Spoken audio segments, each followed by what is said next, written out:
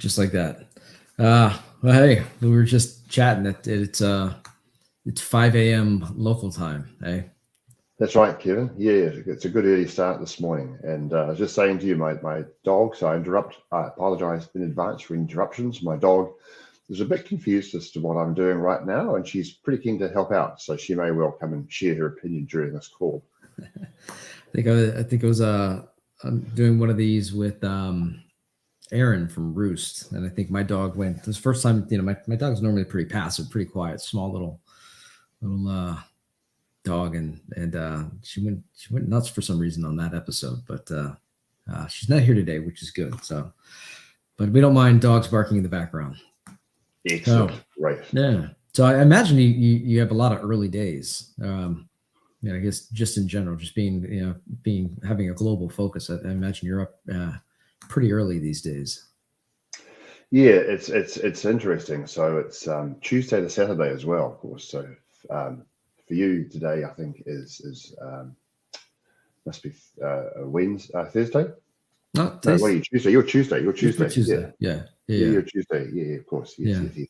We're Wednesday. That's right. Yeah. So Need I'm more coffee to do talking to the you in the calculation. future. I love Yeah, that. exactly. Yeah. Always ahead of the game. But thanks for taking some time, bright and early. I'd like to do is kind of go back and kind of figure out kind of how you got here.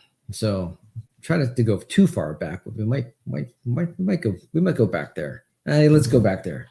Let's go back to the early days of Andrew. I guess where you're from, where'd you grow up, where'd you go to school, all Okay. that fun stuff. Well, look, I'm in Auckland, New Zealand. Been here, lived here all my life. It's a wonderful city to grow up in and to raise a family. We live right by a big, beautiful harbour. Nice.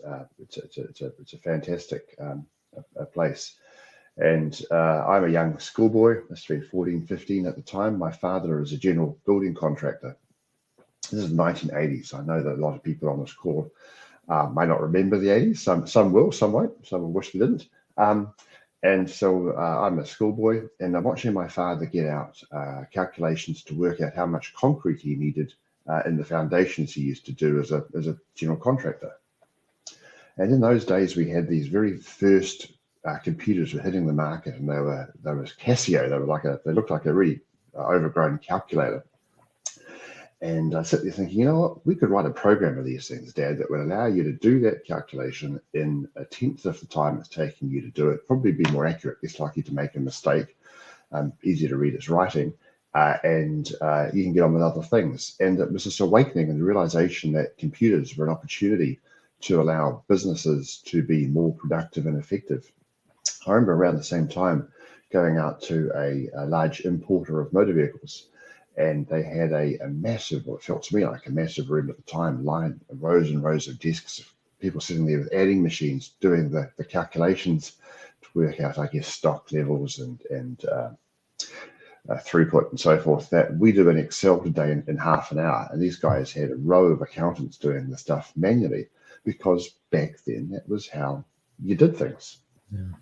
And so the realization to me was there was this wonderful new advance coming out. It was technology and allowed businesses and any organization for that matter to be able to do things faster, more efficiently, more accurately than ever before, and to allow those people doing those fairly mundane jobs to be able to go on and do things that were more creative, more interesting, and more fulfilling for them. So that was really quite a life-changing kind of observation for me, and it took me down the career path of wanting to spend my time in IT helping businesses to realize those outcomes. So you are from the future. That was early days, being young and kind of being I don't think fortuitous, having thinking how you can I don't solve think they, problems. Yeah. I don't think they made the movie yet, Back to the Future. I think it was around the same time. No, my goodness. Yeah. So, I mean, it sounds like it was pretty impressionable. I mean, you just remember that. I mean, that particular moment, and trying to solve for that challenge. I mean, I guess that's pretty cool. You can think back that far, and it's kind of the origin, I guess, of or your first foot into advancing technology. It sounds like. Yeah, that's Yeah. exactly right. I then went on. I did my Bachelor of Science and did my accounting and economics at university. My first job as an accountant. Back in those days, we were sort of just transitioning into this thing called Lotus 123. Mm. And again, the same observation applies. There's people there with printouts going through lines of policy data, as it was. It was an insurance company I was working for, bringing together currency calculations from around the world. And again, things fairly manual. And there had to be a way to make that more efficient, to be able to do those things in a manner that was more timely and more accurate. And I just continue to look for those opportunities because ultimately, we all exist for a purpose. And I'm quite a fan of Simon Sinek, and we've all seen that really famous video of understanding what your why is all Yeah. about. Yeah. And so for me, there's this really obvious why, which is that if we can help organizations to achieve their goals more efficiently, more accurately, more quickly, more nimbly, then that organization is able to make a better contribution to the community that it exists in. So better outcomes for stakeholders, better outcomes for shareholders, better outcomes for their customers, better outcomes for everybody that they touch. Yeah. And that's my observation. It's exactly what happens. If we use technology and apply technology really well to everyday problems that our customers or experience, then we were able to make quite a big difference to them and allow them to do the things that they set out to achieve. It's awesome. So, yeah, I guess you had did that the Bachelor of Science, and then I guess what was the first job right after school? Yes, I was after school. I used university part-time jobs. My first proper job was as an accountant, and I lasted on that job for around about 3 months before I realised just how utterly tedious accounting was for me, and how much more interesting it was to take these really mechanical, mundane processes and find a better way to do them. And reasonably quickly fell into that path. I then went on from there to go work for a law firm as their IT manager. And again, much the same thing. Law firms back then had this resistance to putting computers on the desks of lawyers, or authors as they call them, because it was some kind of status symbol to not have a computer on your desk. It was kind of the people down there, the workers had computer screens, and the people generating the IP did not. And the idea of introducing them to, in those days, it was Windows 3, and explaining to them that they could actually use the computer to do corrections to Word documents, as it was back then, and other things, were a much more efficient use of their time, and try and help people sort of overcome that, what in those days was a mental block. Doesn't it seem so arcane now that people would have proudly not had a computer on their desk and thought it was beneath them to use one of these, effectively what they saw as a word processing device, rather than what we know them as today? It's quite an incredible transformation that we've been through in just 20, 30 years.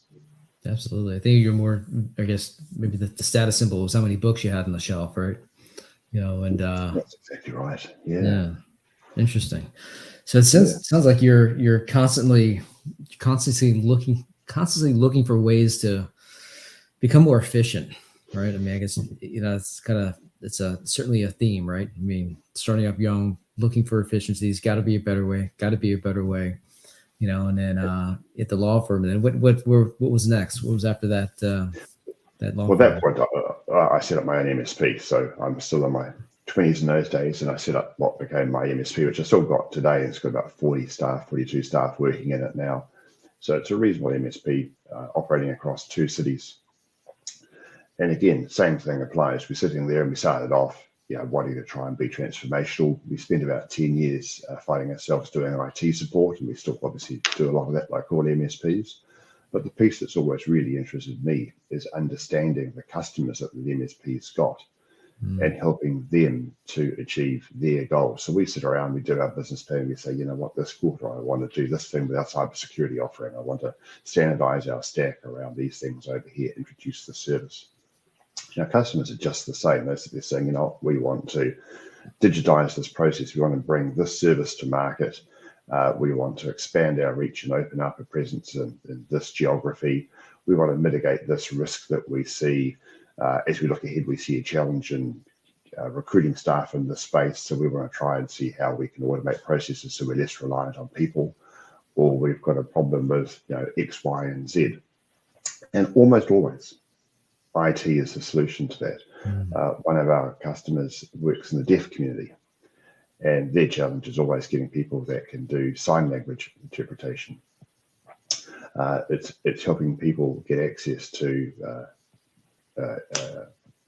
the services that they need. If you're a deaf person going out to a hospital or a doctor's visit or a dentist or anything like that, and you can't communicate with the service provider, it's really hard for you. So finding a way to make those sorts of things more accessible, that's really fulfilling, and it makes a massive difference to the people that are around us if we can help them to do the things that they really care about.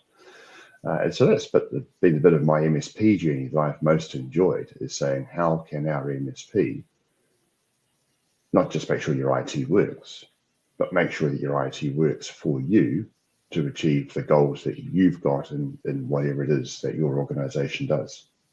That's awesome. Because you're kind of constantly problem solving, did you find you had a specific or a particular demographic or type of customer that you're going after within the MSP?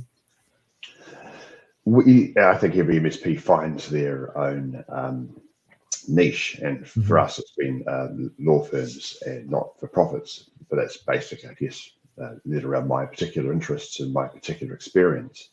But every MSP finds a place where they have when they talk to their market and realizes that they understand them better. So if you go into a space that's not one that you're familiar with, then you've got to learn the terminology, and you've got to learn the key levers that they've got, and you've got to start to learn the people around the ecosystem, the other suppliers and partners in the space, and the common problems that they've got.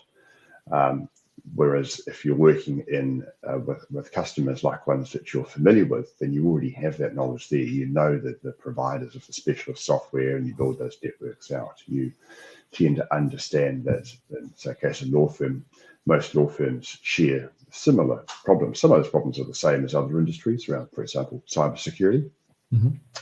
But some of the things that they're trying to do around, for example, complying with local trust law acts, as an example, are specific to them, and that knowledge pretty soon drives you down the direction, I think, of a vertical market. And we also know from endless webinars that we've been on that if you've got a vertical market, you should double down on that. Yeah, I was about to say, I mean, I think one of the more successful, or most of the successful MSPs that I come across, or even with my own practice, it's been about specialization and niching down. And the more you niche down, typically the faster you scale, because you have the economies, you have that, even, little things down to the sales message is down, right? Because you can anticipate what problems are going to be on the other end, because you've seen it before, most likely, and I think that's something that a lot of MSPs, and obviously, early on for many, it's catch as catch can, and you're just kind of getting your feet off the ground. But the quicker you can pivot into that, finding your swim lanes, typically the faster you grow. So that's absolutely right. It makes sense. If you're trying to be all things to all people, well, that's never really worked too well, unless you've got massive scale. But for those of us without massive scale, being really good at one or two things is the place that we need to focus on. And I just can think of so many examples of that, from sport to there's just so many places where you do what you do well and apply that specialist knowledge that you've developed to give yourself competitive advantage. Yeah. So I imagine you're sitting there with the MSP, and thinking, I got another problem to solve. And so you're often in solving some challenges for, fellow MSPs. And so let's kind of get into, unless I'm missing something, unless there's a gap there, but let's talk about what you're doing today.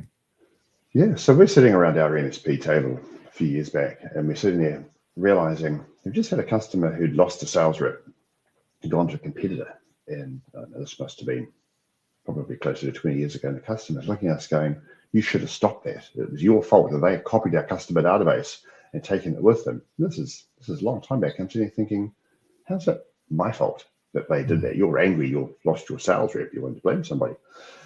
And I thought, why was that on us to stop that from occurring? We're your IT support partner. So I sat there at the meeting and I listened to the customer and let them vent for a while. And I realized it wasn't about us, it was their frustration with their former staff member. Mm-hmm.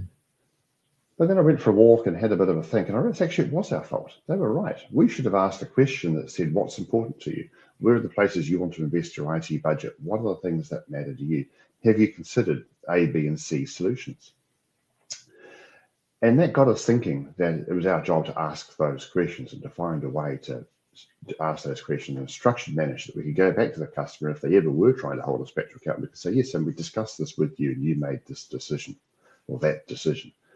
And that was the start of the journey that we're on now. We created a little Excel spreadsheet. It became a database. It became, I can't remember the solutions that we built out for that. But the idea is continuing to evolve and to grow. And we're using it in our MSP to great success. Roll forward a few years and I'm sitting at a peer group meeting of other MSPs. And they're sitting there going, that's fantastic. Would you share that with us? And we thought, yeah, it's an interesting thought. How could we do that? And that's how we built getKambium. So we sat there and took our idea and said we should take our own medicine a little bit and find a way to scale and automate this fairly manual process that we've invented, and take that out to share that with other MSPs. Because if we're true to our word and true to our values, we want to lift our community's performance. Then the more MSPs out there understanding the business problems that their customers have got, then their customers are going to be more effective and we're all going to be better off as a community. So that was the step that we took to take that idea and turn it into a product. So getKambium, which is where I spend my time now. I've left my MSP behind. I'm still involved at a governance level with that, but others run it now, and I spend my time trying to take this IP that we've developed and share that with other MSPs, and that's going really well.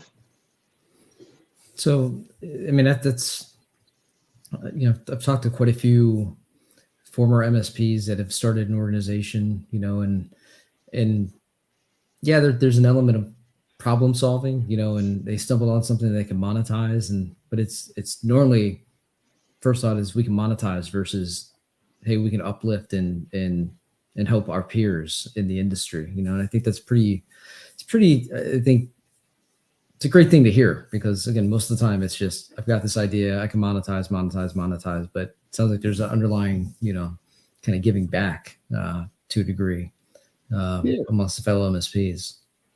I hadn't thought of it that way, but you're right. But that probably goes again with my thought process, which is, we don't, just because you do something, you can sell it, doesn't mean you should. The question is understanding what the problem is that your customer is trying to solve and helping them to do that. And in that way, you're adding value. It always struck me as really weird that I'd go to a pre-sales meeting with a customer, as in my MSP capacity. I'd go to a pre-sales meeting and I'd be giving, we'd be discussing business problems, and the advice that we'd be talking about and delivering as part of that interaction would be 100 times, 1,000 times more valuable than the service they were actually paying for, which was somebody who could log in and change their passwords for them and move their computers around. The least valuable thing that we do is that tier 1 support. The most valuable thing that we do is have a business conversation and help the customer to work out their IT strategy and how to solve their problems. And yet MSPs typically give that away for free.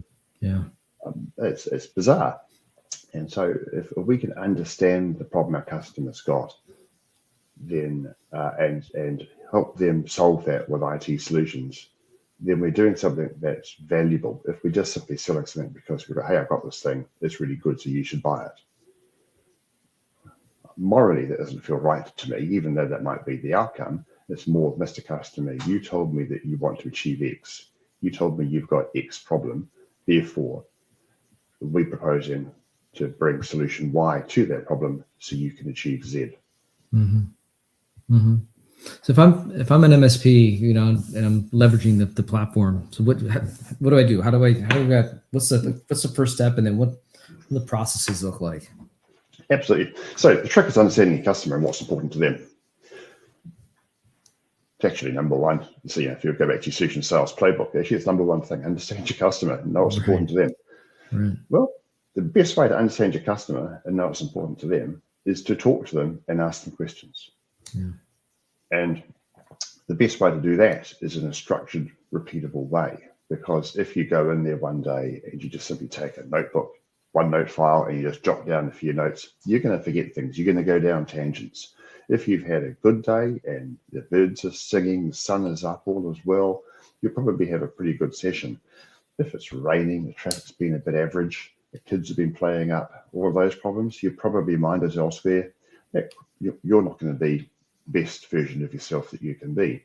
So the first thing that getKambium does is it helps the MSP to interact with their customer in a repeatable way and prompts them on the questions to ask to allow them to explore their customers' needs with them in an interactive workshop.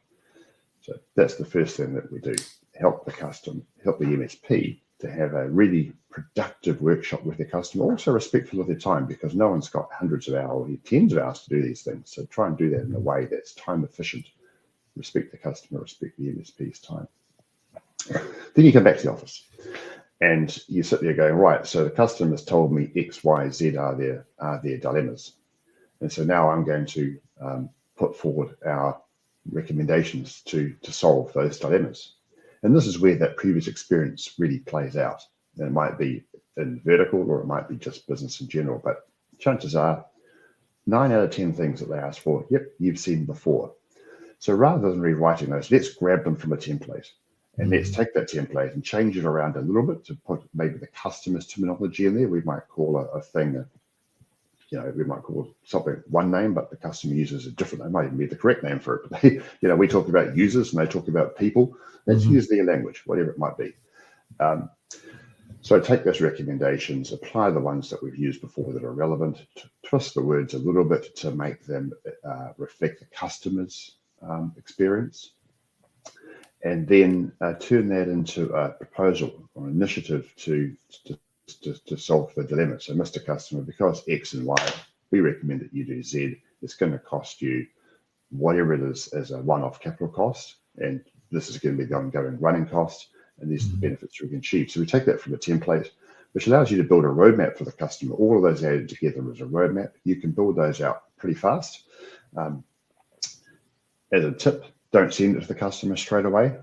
Just because you prepared it in a few hours, don't let the customer know that. Hold back for a day and send it to them and say, you know what, I've worked on this since I saw you. You want to see the effort that went into this. I've given this a lot of, I've given this a lot of thought. And you know what, this is the plan. The customer's going to sit there and go, you know what, actually, that's a really valuable piece of work you've done for us. And in our MSP business, we charge them for it because people actually don't value things that they don't pay for. So let's actually give them a charge for that. That's fair, by the way. Let's not be silly about it. Let's be sensible. And here's your roadmap, Mr. Customer, based on the workshop that we had. And again, templated, so you can drive that and build that really, really fast, but to a very high standard. And each of those recommendations you've made, of course, is a sales opportunity. So let's save that in our CRM as a sales opportunity. Now we know why something's got to be done. We know when it's got to be done. We know what it's going to achieve. We know who's approving the decision. Effectively, we've qualified that. And that's something actually a lot of MSPs, they're mixed skills at qualifying opportunities. So we've qualified those now. We know what's going to happen. So that you've got an account plan for the client as well, but you've got an account plan for all of the accounts with whom you've gone through this process. And that's something that most MSPs aspire to do. But again, because it's time consuming and manual, they don't do it. So, hey, we've automated the process, which goes right back to, I guess, my origins. The other thing we've noticed is that strategic plans that you like these, they tend to sit on the shelf. You give it to the customer, they go, yep, that's fantastic. Thank you very much. They put it down, we'll do that, they say. And then today gets in the way. And whatever the crisis of the day is, whatever's urgent to them takes precedence. And you're sitting down with the customers now a year later, you're sitting down with the customer saying, it's time to review that plan. You pull it out, you look at it, you realize, we haven't done half of these things, because today got in the way. All of the immediate urgent things got in the way of these important things that have now been put to one side. And everyone's a bit sort of grumpy, sheepish, looking for somebody to say, hey, we should have done that. Why haven't we done that? That risk that we identified is still there.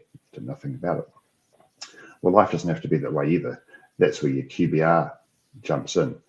And again, in my experience running an MSP, QBR is super critical. You've got to show the customer the value that you're offering, that you're providing. But the challenge is that if your QBR is sitting there saying, yeah, here's your system, Mr. Customer, these are your users, here's the ones who've left, here's the ones who've come on, here's the ticket performance that we've done, here's our SLAs, these are the machines that are getting a bit old and grey and need to be replaced. Customer knows most of that. It's a fairly transactional conversation. Pretty soon you're not talking to the senior leadership team. They've gone, you know what, actually I've got more important things to do today than to have that meeting with my MSP, and they pass you down to a line manager, they pass you down their management structure, and you find yourself increasingly dealing with somebody with more restricted decision-making authority. Whereas if you go back and you say, Mr. Customer, this is the business problem that you said, you know, you've got this issue in your sales area, you've got this issue in operations or logistics or manufacturing. These are the IT solutions that we recommended to address those, and here's how we're going, delivering those. Suddenly you back up the tree, you're talking to people who want to talk with you because you're solving them and helping them to achieve their business plan. They desperately care about their business plan, of course, and how they're generally, how their metrics, how their KPIs work, and how they're rewarded. They definitely care about that stuff. So our QBR, our idea was to make QBRs quick to prepare, because if the QBR is long, takes a long time to prepare, you're not going to have time as the MSP to do it. And to make the MSP QBR relevant to the customer's management team, not the stuff the MSP wants to talk about, which is typically, hey, you know, here's how we can make your IT platform perform better than what it does now. But instead, these are the IT solutions to help your customer to achieve their business goal. And if we can chat that to them, then they're going to want to come to the QBR. It's going to be a really good use of time. And as the MSP, you can say to the customer, so because you wanted to do Y, and we recommended Z, and you want to do it this quarter, well, guess what? You need to sign off on this proposal I've given you. I need your approval so I can get that work underway. And so suddenly the activity to achieve that MSP's accountability being the customer's accountability to sign off. And the customer, of course, is it's a partnership. The customer has things they have to commit to. They've got to commit to put in resource, financial resource, human resource. They've got to invest in that process, and you can make sure that they are held to account just as much as they're holding you to account. So that's our QBR process. Make sure they are purposeful and effective. You know, it's great to hear, because there are quite a few kind of sales process type of solutions out there, but most of them are focused just on that front end, and some have methodologies built into them, some don't. Some are just kind of a checklist type of a solution, but then there's often a divide between that front end sales process and the ongoing and the QBR, right? And so tying those two things together makes a ton of sense, because you're taking, oftentimes it's snapshot, it's kind of the sales quote process, and it's not very, I don't know, smart or intuitive. And then oftentimes MSPs looking for a standalone QBR type of solution, right? And kind of marrying those two together just makes a ton of sense, because now you're managing the full cycle, right, of working with a customer, front to back, which is where you want to be. And we want to do it in the customer's terminology, not ours. We can quite often as MSPs, MSPs, we're naturally technical folk. I'm personally found myself as an engineer for a long time in my career, MCC, or in those days C&E, in fact, you remember back to the old Novell days. And we see things as, we see the technical benefits of the solutions that we offer. The challenge is for us is to see the business benefits to the customer. So one of the really important things that we're trying to do in our methodology is help the MSP to become that business advisor, to be less focused on what the technology specifically is and more on what the benefits are to the customer. Outside my, because I'm a geek ultimately, like most of us in this industry, I'm always fascinated by the newest stuff that comes out, just like, I guess, most of the people who'll be on this call. It's who we are, it's part of our DNA. So outside my office door, I've got a little glass cabinet just to remind myself that the stuff that's super cool today is super cool for not very long at all. And so I've got this old Pebble watch sitting there, for example. There's an old HP Janata, one of the very first generation of pocket PC. If you remember those guys. One of those old Casio Kappa, as I mentioned earlier on, actually got one of those sitting in the glass cabinet, box with OS2, just to remind ourselves that, you know, even someone as big as IBM can bring out stuff that's so super important, but actually no one really cares about very much. And so forth. And it's fantastic, big glass cabinet of all the stuff that was cool once and isn't cool. Well, is now sort of more interesting. It's still cool. It's really interesting. And zip drives, iOmega zip drives and stuff like that. Just to remind ourselves that the customers don't buy IT because of what it is. Because all those things they bought to solve a problem they had at the time. They buy IT to solve a problem. And the specifics of the solution change over time. The customers need to solve the problem doesn't, and that's our job, is to understand their problem and how to apply the technologies that we can see, the stuff that we're doing today that seems super cool and groundbreaking. It gets better in, but it'll be something different. Yeah, I mean, two great nuggets. I mean, it's you know, it's starting with the customer's goals and objectives, you know, what they're trying to get out of it, you know, and I think the second is we talked about early on, like niching down. And that's how you build scale. That's how you build, repeatable processes. And that's how, the more successful MSPs, that's how they got to that point where, they build in those repeatable processes. They niche down, and they identify the customer's pain points, versus just trying to sell them a product. And I think that's what's interesting about the tool, is that you can have an immediate impact, a dramatic impact on both of those, elements that we talked about, kind of niching down, building the right processes, and then starting with the customers. Talk about starting with the why, right? Exactly right. Yeah, it's super important, and it's great to see you guys are building something and have that MSP experience, kind of that lived 20. Or more. I'll be easy on you, but 20 or more years of experience to bring these methodologies and then help the community, do what you guys have done so effectively. So that's awesome. Yeah, no, thank you. No, that's exactly the goal. So and that's what getKambium is about. Us applying our experience in our MSP, so that other MSPs can go out there and have the right conversations with their customers to help their customers achieve their goals, to help their stakeholders to do the things that are important to them, to be more efficient, to have more fulfilling interactions, to be able to go and do stuff that, if it's a not-for-profit and you're able to help a not-for-profit serve more people, that's a great thing. If it's an organization that's a commercial organization that's generating outcomes for shareholders, well, it's great to help those shareholders out and to make sure that their customers get a better experience. It's all about doing stuff that matters. Absolutely.